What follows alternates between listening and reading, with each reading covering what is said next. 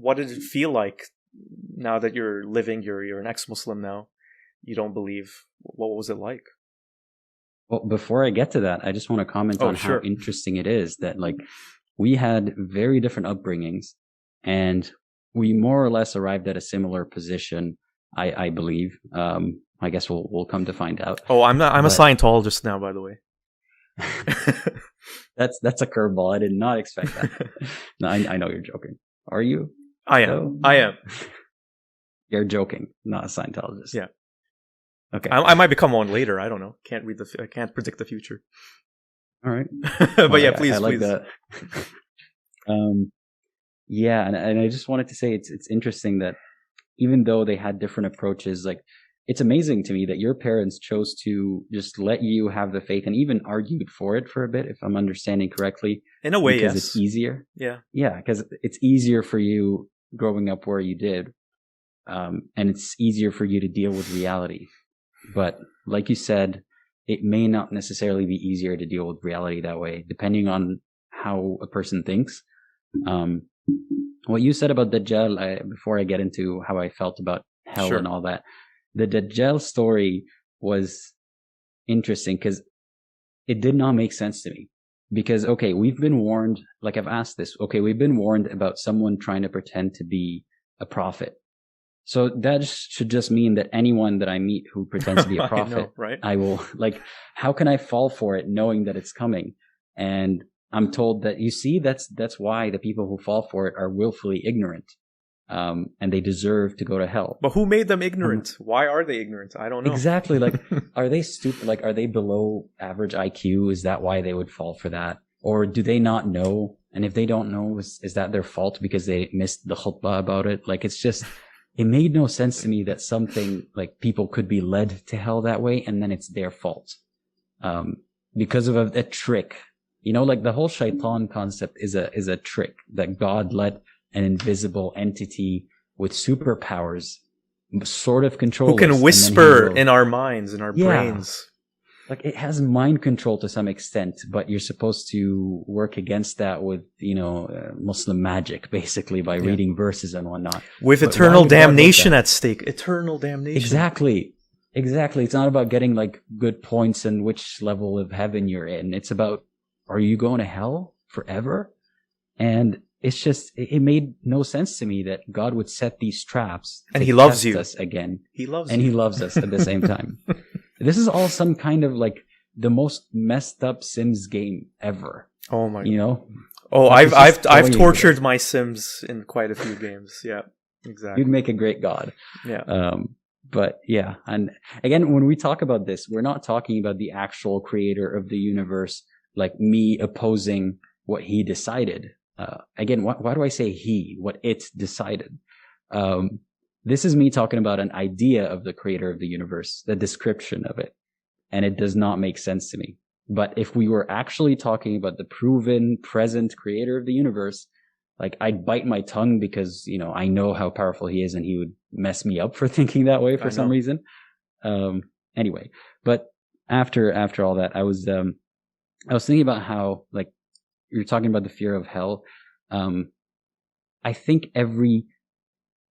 I don't know if I can make this blanket statement, but any reasonable, rational person who really thinks about things would have to be terrified of hell or existence in general. How could you not? Right? Exactly. It's like, if I know how much is at stake, I would dedicate every second of my life making sure that I don't end up in eternal hell. Well, because so much of life is gray, and like it is gray, it's not black and white. Like, what if you make the wrong decision? Like, what if you make something that seems like a good decision but leads to World War III? Are you on the hook for that? Yep. No, I'd give you an even simpler example that when I first went to university, I was going into the building where I lived, and there was this guy carrying a case of beer. And I opened the door for him because I'm just trying to be nice. And he went in, and then I thought about it for a bit, and I was like, did I just aid him in sinning? He was carrying a case of beer. You totally did. Yeah. Wow. It's like it even, again, I was a good kid or so, like I thought. I was trying to always be good morally, not just for God. But I remember I actually asked my parents about that situation. I said, should I have not opened the door for him? Did I help him?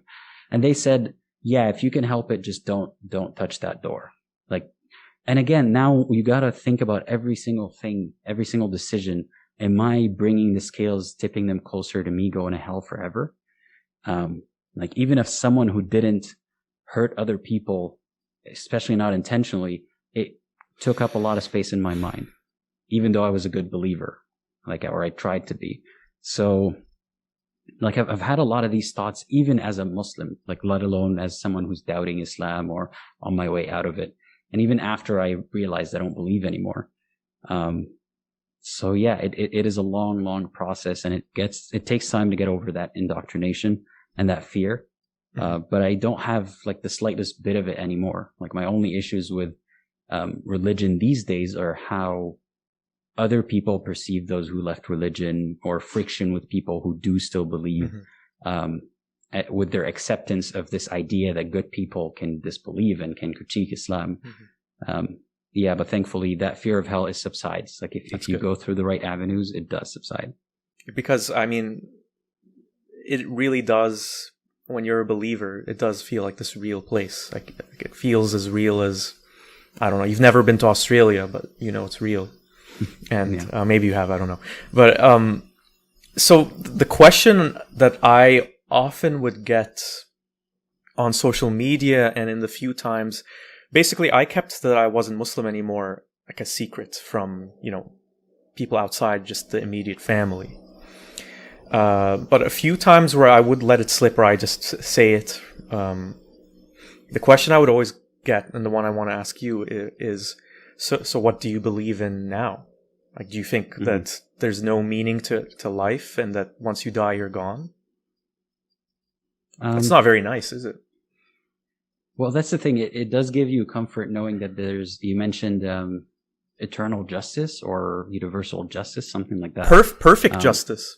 That's what God offers. Justice. Yeah. It's nice. The idea, just because it's nice though, doesn't mean that it's true. Like, the idea that someone, for example, if you're running a business, the idea that if you fail, someone's going to bail you out is comforting. And it may lead you to run your business better or take, I don't know. Or be more complacent. I don't know. Or, yeah, that's another thing. It would let you be more complacent. Like, you keep losing money, say, at the end of the day, and instead of figuring out why, you're just like, you know, I know my method's going to work. Whatever happens, I'm going to be bailed out. Yeah. Like, that's kind of how I see justice today. Because if you let injustice happen thinking that God is able to stop them or will, or they're going to get bad karma in a certain sense, you know, then you're complacent. You're not doing anything about it yourself. And you've kind of, like, you've transferred that anxiety away from you without actually dealing with it. Of course, it means that now you have to have more on your plate every day when you think about how there is no, or there might not be, some universal justice.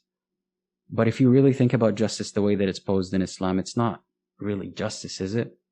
Like, the idea that someone will be tortured to make up for their sins, who is the torture benefiting exactly?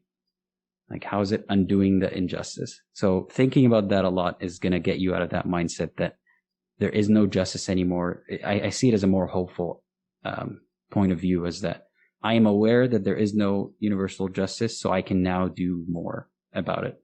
Mm-hmm. I see what you mean, because you know, in a way, that's how a religion like Islam actually takes away agency from us. And for as much as people say, you know, these religions are life affirming, if you follow the logic of it, if there is a paradise, then it's actually good for me, if I'm Muslim and I'm a believer, to drop dead right now. Why am I messing around with this whole, you know, temporary dunya business? Let me just go up there. And in that kind of way, it's actually so negative. It's so negative because everything we do here, if we're a believer, loses its significance. Even your family members. Like, I mean, the story of Ibrahim and I can't remember his son's name now. The one he was going to kill. Yeah. I spoke about that as one of my first things on social Oh, media. okay. Believe it or not. Well, Yeah, it's like one where you can obviously see the issues with it, because for me the implication, I thought it was, when I was a believer, I thought the implication was that God, trust in God, and even bad things will are actually for a greater good. But there's an implication to it. The implication, I think, is that God is telling Ibrahim that your son is not as important. Nothing in this life, the people you love, the ones you care about the most, aren't as important as me. I think that's the nefarious little lesson that comes with it, and that has like terrifying implications. And I can't think of how many times there's been people who, I don't know, they just don't try doing something in life because they're like, oh well, this life is, ephemeral, temporary. And I just to maybe kind of explain why I wanted to do this social media stuff is, I think it's just one of the biggest tragedies that so many people live life viewing it from this lens. And even though I was no longer a believer, so I don't follow any religions now, I don't subscribe to any religions, I'm a complete atheist. I'm open to maybe there being some sort of creator or some sort of, transcendent meaning to life. So I guess some people would call me an agnostic. But I haven't. It's funny that you put it that way, because when people ask me, just to put it in a nutshell, like, well, what do you believe now? Or what's your label, kind of? I don't know if when I use the word atheist, they always jump to, then how did we come to be? Then what do you think is the cause? The way I understand atheist, or at least to me, I don't believe in a God the way that they're described. Like, I don't believe in a God that... You don't believe in this God proposition. That's what it is. Yeah. Yeah. Or at least I can confidently say I don't believe in Yahweh or Jesus or Allah the way that they're presented in the religions that I know of so far. And if there is a true description out there, it is God's job, kind of. It's his duty to deliver it to us if it means heaven or hell. So I'm concerning myself with the big ones, and none of these make sense to me as the creator. Is there a first cause or a creator or a God? I do not know. And I do not need to answer that, because all I need to answer is this the truth? And to me, that is no. And I think objectively it is no, but I don't care to disprove it objectively, because that you cannot disprove the unseen, unknown kind of description. It's an unfalsifiable proposition. Exactly. Which is useless. It would be a waste of time, in my opinion. Like, there are people who really like to get to the philosophy of that, and is there a God and stuff. I do not concern myself with that. All I concern myself with is, if that God exists, does it want something from me particularly? And so far the answer seems no, because what is described as it wants from me is nonsensical. And anyway, that's just the way that I see it right now. Yeah. Or just, you could say, I mean, if it seems apparently man-made, because very obvious. It's hard to say. I mean, in terms of where the Quran came from, people would say, well, it's a miracle. Like, it's a miracle in composition. It's a miracle in poetry. And the thing, you've definitely heard this, the whole challenge of, I dare you to write one ayah like the one in the Quran. One is beautiful and majestic and full of meaning. And once I left, those kinds of things came back to me, because I was thinking, well, how would you even assess that? Like, how would you even, what standard are you using to determine if something was not man-made? And if you did somehow manage to determine it cannot be man-made, that doesn't mean that the default other position is it is from Allah, who is the true creator of the universe. What if it's another creator? Different angle. Yeah. There's a lot of jumps there, but I'll offer you a different angle that I hope I didn't just forget. It's okay. Is there a Muslim on earth, a sheikh, an imam, whatever religious authority, that will give you if you give them that verse, that magical verse, they would say, "Yeah, you are right. This sounds divine. You made this up, but it sounds divine." Is there one that is willing to admit that ever? I don't think so. So who is judging this? yeah, like it's just nonsensical. And they say that's because it is the truth, but you're just reaffirming like your own belief at this point. There is never going to be a sheikh that says this actually sounds like this passes the test. So why are we trying to appease it? No, right? It makes no sense. I bet you could, No. if you found a sheikh who doesn't have the whole Quran memorized or just pretends like he has the whole Quran memorized, which I'm sure exists. That's just speculation. Yeah, go ahead. No. I was just going to quickly say that if you just pulled some ayah from somewhere and said, okay, this is the one I wrote, would they be able, what if they said, no, this is man-made, I can tell with this, and then you say, well, it's from Surah Al-Nisa or whatever. Yeah. And they're like, oh no. Well, that has happened, not with shuyukh, but like with everyday Muslims who do speak and don't speak Arabic. There have been experiments like these, and they obviously don't know. Like there was a Sheikh Al-Arifi, I don't know if you know of him. Like he's very big in the Middle East. He had this French teenager, I think. I don't know if he's a teenager or a kid or older. He doesn't speak Arabic, and he had him on the stage, and he gave him 2 verses. One of them is real, and one of them is made up, which I found amazing on its own, because how would Sheikh Al-Arifi make up Quran? That is blasphemy. Like, how are you allowed to recite fake Quran? Mm-hmm. But anyway, he did that to get to ask him which one sounds magical, which one sounds divine. Like, you don't know Arabic, but you'd be able to tell them apart, right? Yeah. And he chose the wrong one. And they repeated it one more time, and he chose the wrong one again. And that was just like hilarious to me, that nobody can tell. A lot of the stuff in the Quran, if you really read it, and without all the expert opinions who conveniently happen to mostly be Muslim, there's not that much, like, there's a lot of things in it that aren't that miraculous at all. If anything, they sound lazy. Like, there are verses where God rhymes something with something just because it's convenient to rhyme it, not because it makes sense in the context. And again, I say God, but I mean like the author of the Quran. Yeah. Whoever and however many that may be. But yeah, it never, like, the Quran being the miracle that proves God does not hold water.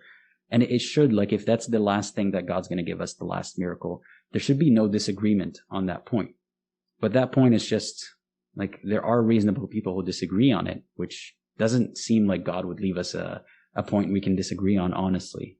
That is kind of at the core of my disbelief, if you haven't picked that up already. For sure. No, I feel exactly the same way, because a lot of these proofs, whatever, I mean, we're not going to go through a whole list of them here, but, whether it's, if you're looking at the Quran specifically, but, scientific miracles or prophecies let's not get into that.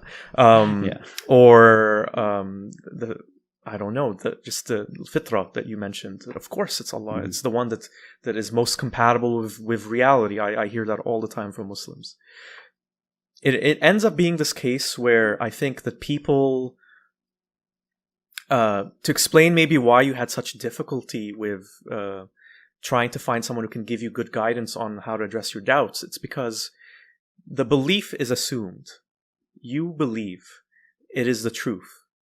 So anything else is secondary. So the proofs are just kind of tacked on, because I think for most case with a lot of Muslims is they believe, and whatever you throw at them, they still want to believe. And so the proofs that they give to others are really, I don't know, like it's hard to say. It's just to comfort themselves maybe, or just to prove to others that they're wrong.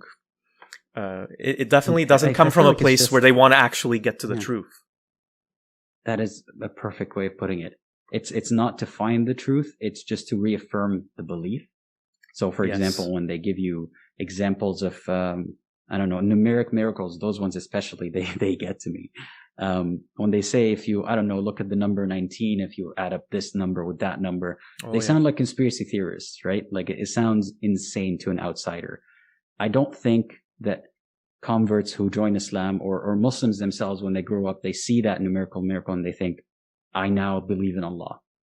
That is not the progression that it happens in. It is, I believe in Allah, and look at this awesome little factoid that, if you look at it this way, it makes sense that it's, it's just trying to convince themselves and others.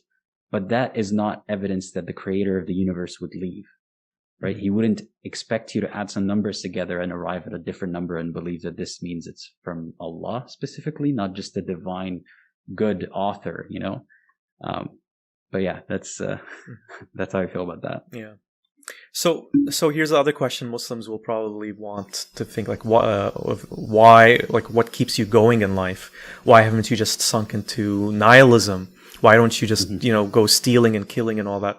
What would you say, this is a very personal question, I suppose, but what would you say is the thing that gives your life meaning? Like, what is your life guide, I guess? Like, what makes you care about things? That is a very good question. The answer is not straightforward. So it started with, like, I've had reasons not to care about life. So it makes it even more important for me to find a purpose in life. So I was already starting at a disadvantage, and losing my faith just made it look very bleak, and nihilism seemed like, it made a lot of sense. But I found myself gravitating towards, there were certain forums where I was looking for answers about Islam, and my questions were dealt with as like, okay, you're really trying to, push our buttons here. Why are you asking these questions? When I was sincerely, like, I was following up on questions, and that is not something that, Muslims like to deal with. Because when you don't accept the first answer or the second answer, then it seems like you're being arrogant and, you're just trying to corner them or something. But I was sincerely trying to find my faith. So then I found myself in other communities where I realized that the fact that people actually have these doubts and they find answers that are a lot simpler and a lot more, sensible, like, because it's not from God, and I started to find a lot of comfort in talking to people who have gone through experiences similar to mine, in terms of, their thought process, in terms of their beliefs. And then I realized that I am also able to help people, because I knew by that point from my research, I'm no scholar, but I knew about the topics that I had doubts about. I knew enough about them to, tell people my findings, at least to save them a little bit of time and tell them to keep looking. And I found a lot of, fulfillment in helping others who were more confused than I was, who were, feeling more isolated, more alone because of this whole shift in belief. And that gave me a bit more of a purpose in life. And then focusing on the rest of my life and, trying to do the best for myself and people around me and trying to minimize the harm in this world. That's what I think the purpose of life is to me. Because like we talked about earlier, there might not be any justice universally. So try to affect the circle around you as if like this is the end, as if this is justice. And then I found myself, getting into this, talking to other people, other ex-Muslims, and that sort of dragged me here in another series of events. Mm-hmm. So yeah, that is kind of what gives me purpose, helping other people and also enjoying life myself. Mm-hmm. That doesn't necessarily mean sinning the way that Muslims see it, but a lot of the things that they would find immoral or sins are just, regular things. But, yeah. Oh, all the bacon you must have had and that you were just dying to eat. Dude, okay, unironically, I love bacon now, but that just happened to be a coincidence. All right. Like, I made a sarcastic video on TikTok. I was pretending to be sincere at first. I don't do this often, but it was a joke, a very obvious joke. I was pretending to be sincere, saying, "This is why I left Islam." And then suddenly I'm like, "It's for the bacon, guys. Like, the bacon is incredible." And then at the end of it, I pretended that like someone just taught me that you can have whatever you want in Jannah. And the point of that is to drive home that if I truly just wanted a food, I could have waited. Right. So all these ideas that we leave for the sin, we know we could have waited till Jannah and, sin as much as we want there, or do it, but it's not a sin there. Which brings up a whole bunch of other questions. But yeah, like for me, I think I view life and the purpose I want for myself in it to be very similar. I felt that I was born healthy. I was born with a sound mind. I was born with, the opportunity to do many things, like go to university and learn and read and explore. but many people don't. And I felt that I had some sort of responsibility, not because it was a gift to me, but because I had the power to help others or make a positive difference in the world that maybe others didn't. And it felt wasteful to just kind of be selfish and narcissistic and just care about myself. And even though I wasn't Muslim anymore, I still cared about my family. I still cared about others. I still wanted to do the right thing. I still wanted to, find success in society. I still wanted to find happiness. And the flip in my perspective was that instead of waiting for something good to happen after I was dead, if this life was the only thing I had, then I wanted to make the most out of it. And making the most out of it doesn't mean just, stealing all the money and raping and pillaging and all that, but to make the most positive impact in a way that I understood and felt was right, which this is something that Muslims will criticize, is informed by our subjective view as humans and our subjective society. That doesn't mean it's arbitrary. There's reasons for it. Some of the reasons are bad. Some of the reasons are good. Some of the reasons have been changed or replaced. Like slavery, for example, is now pretty much illegal. Not everywhere, unfortunately, but it used to be a basic part of society. But we learned and grew and understood. And so is the case with a lot of the things that we value today.